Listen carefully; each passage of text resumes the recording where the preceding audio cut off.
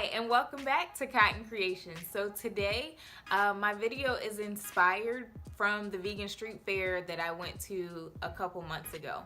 If you haven't taken a look at my vegan street fair recap video, make sure you do that. The link's right up above.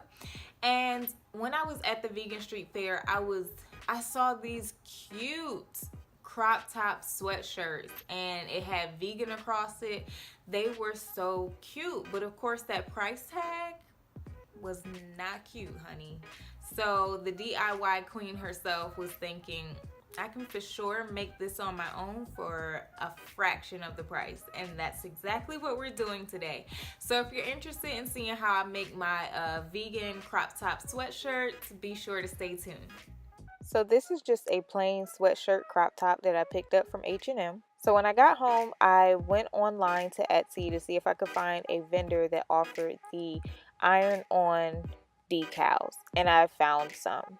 So this particular one is the teal color, and I also purchased a black one, which I'll probably use later. But all you have to do is simply just line it up wherever you want it to be on your shirt.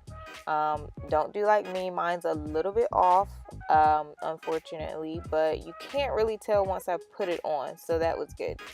And then you just want to take a towel and put over it, and then turn your iron all the way up on high, and you want to begin to iron all over it, and you want to press down and move it and like really put some pressure on it. And as you can see, when I get to the end, when I try to peel it off, it's not coming off easily like the rest of the letters. So I didn't want to force it. So I just placed it back down and continued to iron until it was ready.